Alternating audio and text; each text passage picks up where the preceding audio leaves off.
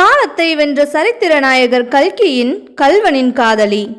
அத்தியாயம் 47. பூமி சிவந்தது. முத்தையா, நல்ல இடம் பார்த்து கொண்டு வந்து உட்கார்ந்து இருக்கிறாய். நீ எவ்வளவோ சரியாக அடையாளம் சொல்லி இருந்தும் கண்டுபிடிப்பதற்கு திண்டாடி போய் விட்டேன். எவ்வளவு அடர்த்தியான காடு!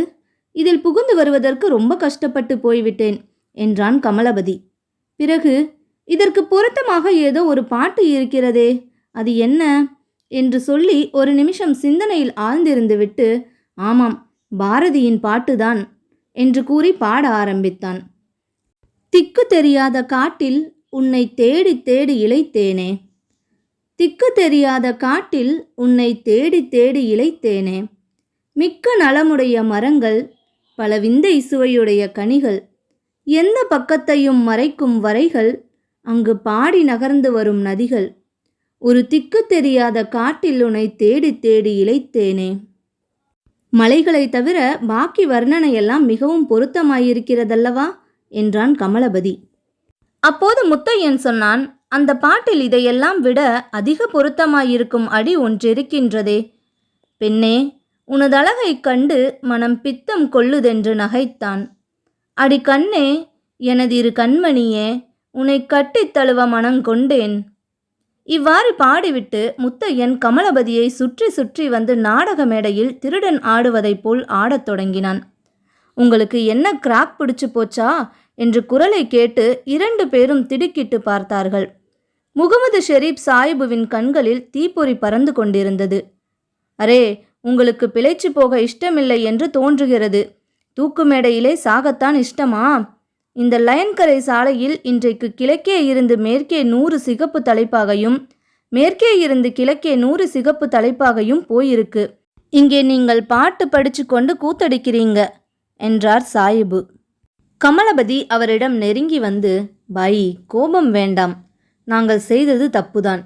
நீங்க போங்க, இதோ உங்க பின்னாலேயே நான் வந்து விடுகிறேன் என்றான். ஆமாம், நான் போகத்தான் போகிறேன். நீங்கள் தான் சாக துணிஞ்சிருந்தால் நான் ஏன் மாட்டிக்க வேணும்? இதோ நான் போகிறேன். 5 நிமிஷத்தில் நீ என் பின்னோடு வந்து சேர்ந்து கொண்டாளாச்சு.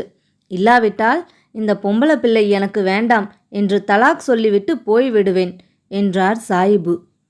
பிறகு முத்தையன் முதுகில் தட்டி கொடுத்து, தேக்கோ, உஷார் என்று ஜாக்கிரதை படுத்திவிட்டு காட்டுக்குள் புகுந்து போகத் தொடங்கினார். கமலபதி, முத்தையா, நானும் போக வேண்டியதுதான். எனக்கென்னமோ போக இஷ்டமே இல்லை. உன்னுடன் இந்த காட்டில் இப்படியே இருந்து காலங்கழித்து விடலாம் என்று தோன்றுகிறது. ஆனால் முடியாத காரியத்தை பற்றி யோசித்து என்ன பிரயோஜனம்? நான் போகிறேன். நான் சொன்னதெல்லாம் ஞாபகம் இருக்கட்டும் என்றான். கமலி, ஒருவேளை நம்முடைய பிளான் எல்லாம் தவறிப்போய் எனக்கு ஏதாவது நேர்ந்து விட்டால் நீதான் அபிராமியை காப்பாற்ற வேணும் என்று தழுதழுத்த குரலில் சொன்னான் முத்தையன். சரிதான் போ, நம்முடைய பிளான் எதற்காக தவறி போக வேணும்? எல்லாம் சரியாய் நடக்கும் பார். இன்னும் 10 நாளில் நீ ஷெரீப் சாஹிபுவுடன் போய் காரைக்காலில் கப்பல் ஏறிவிடப் போகிறாய். நாங்கள் உன்னை சென்னை துறைமுகத்தில் சந்திக்கப் போகிறோம். அங்கே அபிராமியை பார்க்கும்போது மட்டும் எங்கப்பா குதிருக்குள்ள இல்லை என்று ஏதாவது அழுது கிழுது வைக்காதே. சரி, நான் போய் வருகிறேன் என்று கமலபதி கிளம்பினான். கிளம்பியவனை முத்தையன் கையை பிடித்து தன் பக்கத்தில் உட்கார வைத்து கட்டி தழுவிக்கொண்டான்.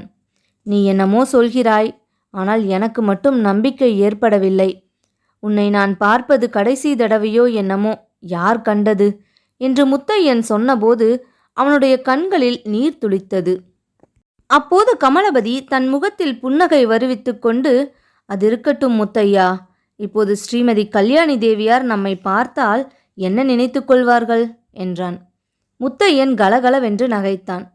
நினைத்து கொள்வது என்ன, ஆபத்துதான். சரி, நேரமாய்விட்டது, போய் வா என்றான். ஓஹோ, கல்யாணி வரும் நேரமாகிவிட்டது என்கிறாயா? நான் அவளை பார்த்துவிட்டுதான் போகிறேனே. ஒரு சக்களத்தை சண்டை போட்டு பார்க்கலாம் என்றான் கமலபதி. ஐயோ வேண்டாம், நீ போய் வா என்றான் முத்தையன். கமலபதி கோஷா அங்கியை கையில் சுருட்டி எடுத்துக்கொண்டு திரும்பி திரும்பி பார்த்து சிரித்து கொண்டே சென்று காட்டுக்குள் மறைந்தான். கமலபதி போய் சுமார் 1/2 மணி இருக்கும். முத்தையன் வழக்கம் போல் மரத்தின் வேரில் தலையை வைத்து படுத்து கொண்டிருந்தான். இன்றைக்கு ஏன் கல்யாணி இன்னும் வரவில்லை என்று எண்ணமிட்டு கொண்டிருந்தான். நிஜமாகவே கமலபதி சொன்னது போல் நேர்ந்திருந்தால், அதாவது கமலபதி தன்னுடன் பேசிக்கொண்டிருக்கும் போது கல்யாணி வந்திருந்தால் என்ன நடந்திருக்கும் என்று எண்ணிய போது அவன் முகத்தில் புன்னகை உண்டாயிற்று. தன்மேல் அவளுக்கு சந்தேகம் உண்டாகியிருக்குமா? கோபித்துக் கொள்வாளா அல்லது அழுவாளா? சாதாரண விஷயங்களிலே அவளுக்கு ஆத்திரம் வந்துவிட்டால் ரகளைதானே. இந்த சமாச்சாரத்தில் கேட்க வேண்டுமா? அப்புறம் நிஜம் வெளியாகும்போது என்ன செய்வாள்? கோபமெல்லாம் பறந்து போய் சிரிப்பாள் அல்லவா? நல்ல வேடிக்கை என்று தனக்குத்தானே சொல்லிக்கொண்டான் முத்தையன். ஆ, அது என்ன அந்த புதர்களுக்கிடையில் சிகப்பாய் தெரிகிறது? முத்தையனுடைய நெஞ்சு கோவில் நகராவைப் போல் அப்போது அடித்து கொண்டது. இதோ இந்த மரத்தின் மறைவில் அதோ அதோ அதோ அவ்வளவும் சிகப்பு தலைப்பாக்கள். இது நிஜமா? சித்த பிரம்மையா அல்லது கனவா? முத்தையன் கண்ணை கசக்கிவிட்டு பார்த்தான். கனவில்லை, பிரம்மையும் இல்லை, நிஜந்தான். போலீஸ்காரர்கள் தன்னை நாலாபுறமும் சூழ்ந்து கொண்டிருப்பதை முத்தையன் உணர்ந்தான். இது சந்தேகமற தெரிந்தவுடனே முத்தையனுடைய உள்ளமும் தெளிந்துவிட்டது. அந்த உள்ளத்தில் இப்போது அணுவளவும் குழப்பமில்லை. சென்ற 2-3 வருஷ காலமாய் எதிர்பார்த்த விஷயந்தானே. முத்தையனுடைய உடம்பு ஒரு தடவை சிலிர்த்து அன்றைய தினம் 2வது தடவையாக அவன் கையில் ரிவால்வருடன் துள்ளி குதித்து எழுந்தான். ஆனால் இந்த தடவை ரிவால்வரை கீழே போடவில்லை. அதிலிருந்து வேட்டுக்கள் கிளம்பி அந்த வனப்பிரதேசமெல்லாம் எதிரொலி செய்தன. அதே சமயத்தில் போலீஸ்காரர்களும் சுட்டார்கள். திருடனுடைய முழங்காலுக்கு கீழே சுடும்படிதான் அவர்களுக்கு உத்தரவு. அதன்படியே அவர்கள் சுட்டார்கள். முதலில் பல குண்டுகள் அவன் மேல் படாமலே சிதறி விழுந்தன.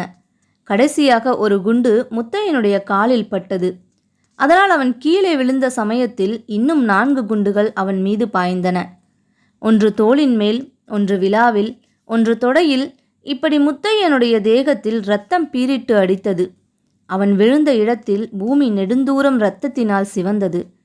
அடுத்த கணத்தில் 10-12 போலீஸ்காரர்கள் சேர்ந்தாற்போல் ஓடி வந்து முத்தையனை பிடித்து கட்டினார்கள். இத்துடன் இந்த அத்தியாயம் நிறைவு பெற்றது. உங்களை அடுத்த அத்தியாயத்தில் சந்திக்கிறேன். அதுவரை உங்களிடமிருந்து விடைபெறுவது நான் உங்கள் நிலா.